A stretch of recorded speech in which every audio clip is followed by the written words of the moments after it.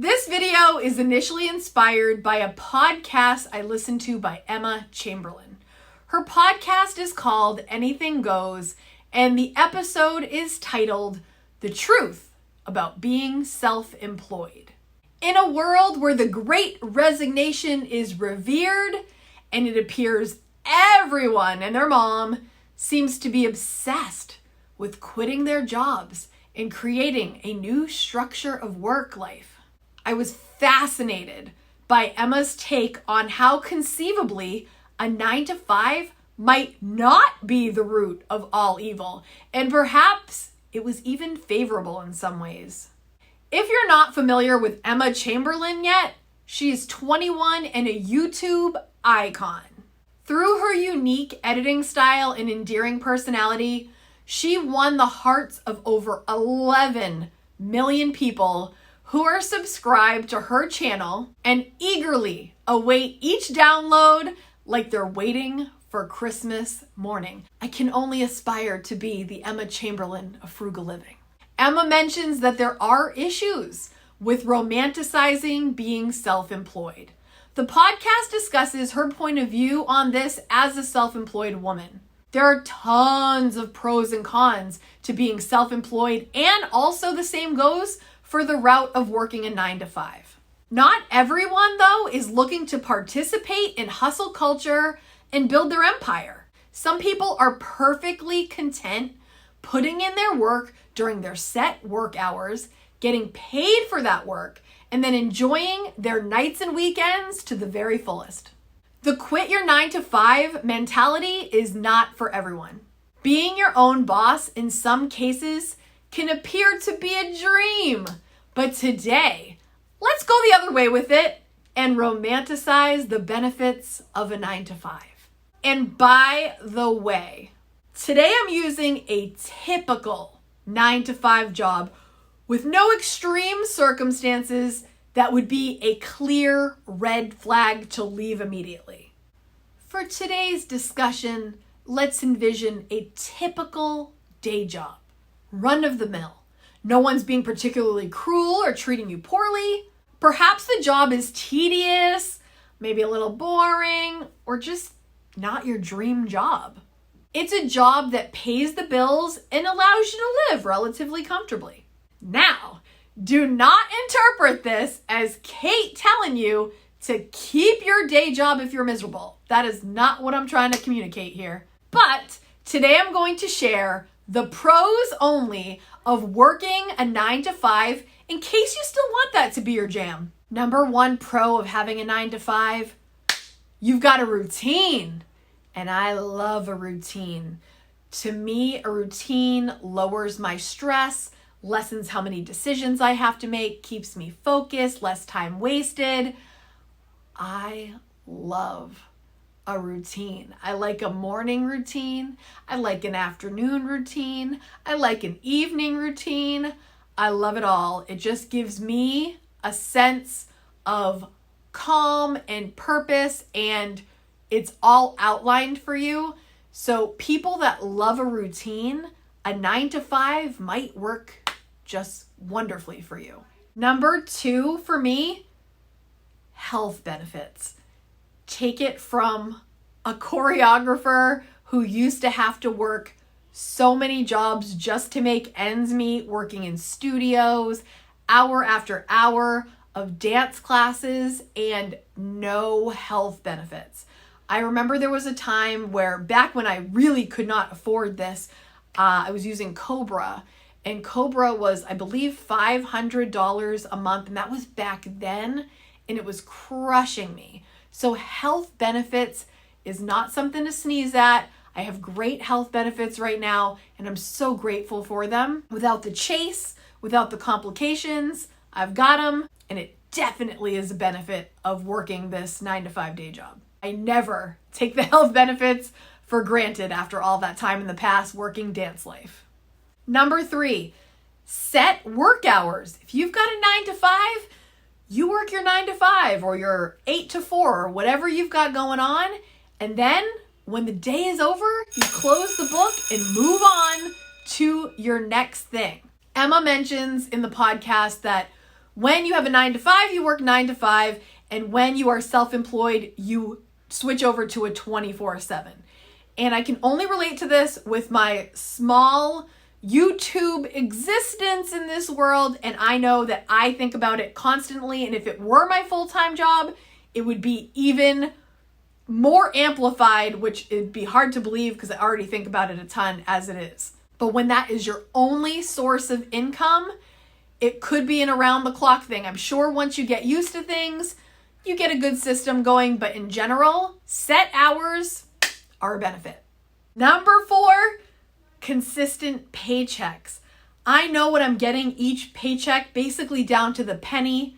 It's reliable. It's a sure thing. Consistent paychecks. If you're a person that likes consistency, it's a beautiful thing. Number 5, paid time off.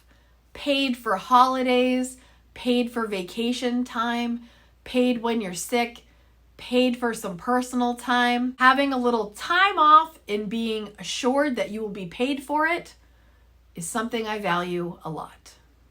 Before we move on to number 6, if you've made it this far in the video, type in the comments, paid. Number 6, this might sound a little strange, but you can be a little less creative. Hear me out.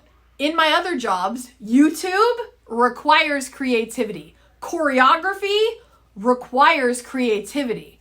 My day job, I'm told what to do. I follow my orders. Bing, bang, boom. Do what I'm told, get paid. I don't have to reinvent the wheel each day. There's a formula for how to do my job, and I do it. And I get paid. Number 7, the results of your job might be a little less intimate, not as personal.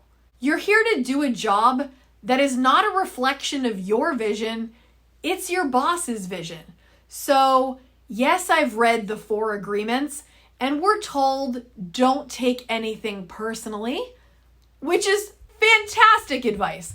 But I gotta tell ya, as a creator here on YouTube and in dance, it's really hard not to take things personally when you're putting your blood, sweat, tears, heart, and soul into your work and you possibly get bad feedback, because that is a reflection of the work I put in and my vision.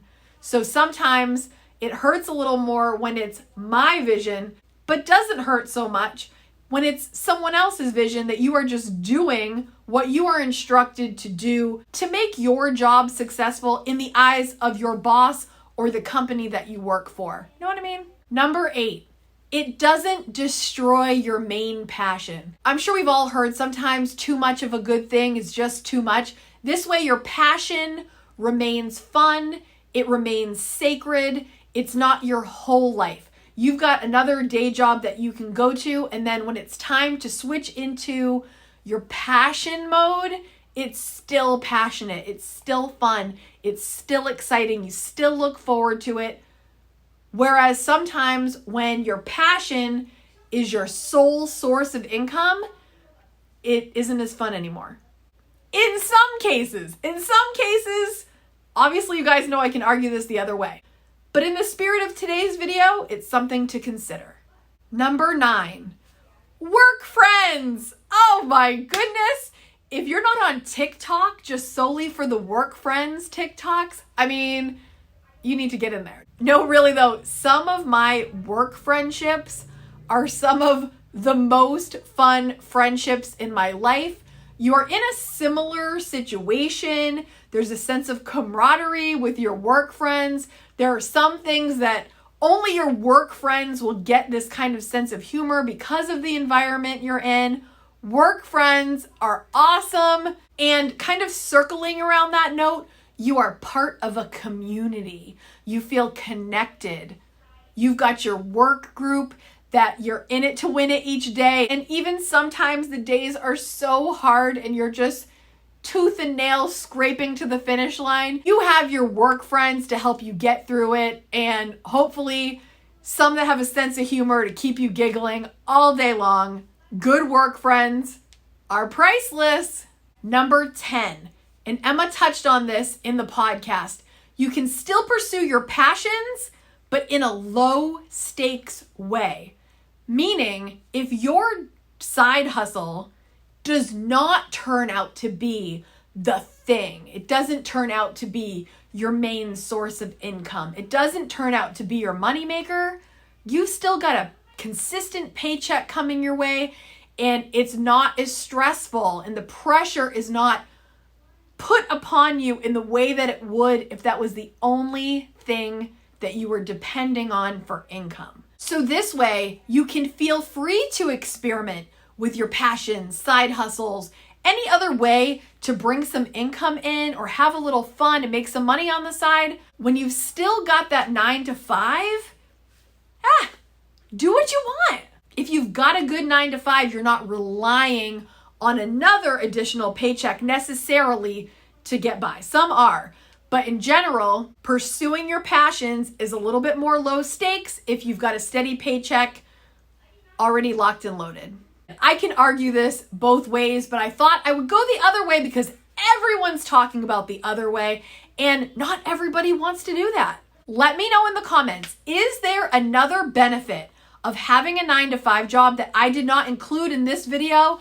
I would love to read it in the comments. Please take a second and leave it in the comments below. Also, if you do have a 9 to 5 right now, but you're not quite thrilled with it, can you let me know in the comments what's your biggest objection over it? Like, what's the thing that if it wasn't like this, you would be more likely to keep your 9 to 5? Like, what's your biggest beef with your 9 to 5? I can't wait to read everything. Happy Frugal Friday, K-Squad! If you like this video, I will leave another video for you right here to watch next. Thank you for being here, and see you next Friday, K-Squad. Bye!